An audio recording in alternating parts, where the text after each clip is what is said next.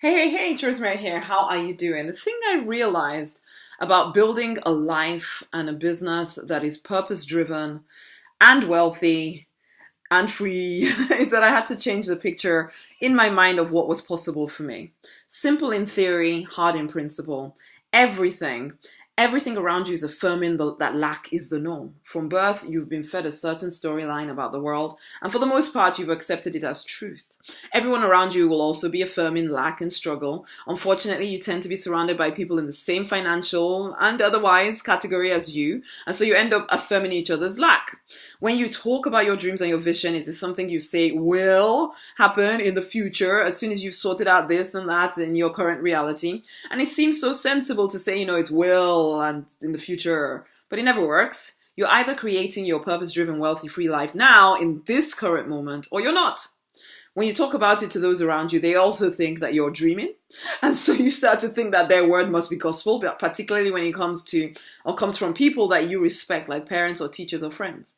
And even though you're spiritual and you believe that abundance is your birthright, there's a part of you that is just not really all that sure that you're allowed to be wealthy. You find it easier to believe in freedom and being purpose driven, but wealth is a whole other kettle of fish. That is just not that because of your internal money story that you're mostly not even aware of. So you can't completely believe it. Yes, it is simple to create a new life. You just simply need to hold the vision of it and work towards it. The amazing thing is that you do have choice. In every moment, you get to choose to come from a place of lack and fear, or to think from a place of love and power. Every day, I wake up and I reconnect with Papa. Not that I ever completely disconnect, as he's everywhere and in everything. And yet I'm human, and my tendency, if I let it, is to be drawn back into worry and fear and lack. And so I deliberately design my life first every single day. I spend time in silence, reading scripture or inspirational books. I pray, I affirm what I choose for the day.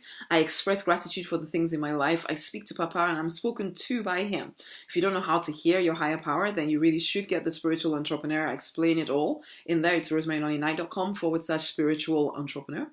I record these thoughts and these musings and these affirmations in my journal, which is a way of using more than one sense to increase my ability to remember what I choose and who I am. So I'm writing it down and I'm saying it out loud. I'm thinking it, everything, I'm imagining it, all of that. I'm using all my senses to create a new expression of life. Okay. And then I go about my day.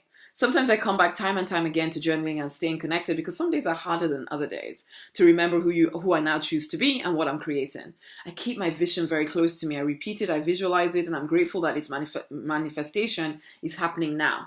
And I listen to those intuitive nudges and I take immense action over and over and over again. I learned to take time out to rest as well. And daily, my life changes for the better. The day I live now, or the life I live now, compared to the life I lived a few years ago is very different. The areas I paid attention to have transformed. There are certain things that used to be normal that now seem so wrong because I've retrained my brain for more. And I refuse to accept any less than everything I desire. Okay, you can do the same. It all starts in your brain though. I changed my normal life internally, and then my external life changed as well.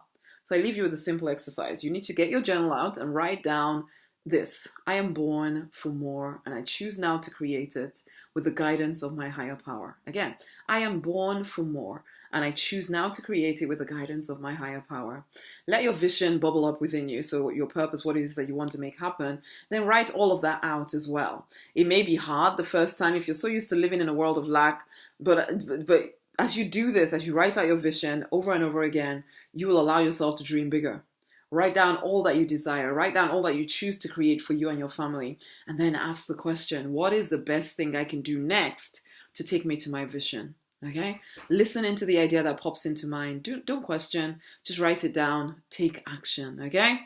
Honey, to see external change in circumstances, you must change your internal world, or else any change will be temporary as you snap back to your established norm. It's time to fight for and to deliberately design the life you're born to live because you want to. Honey, I wrote an Amazon bestseller for entrepreneurs and for creatives, particularly the spiritual kind.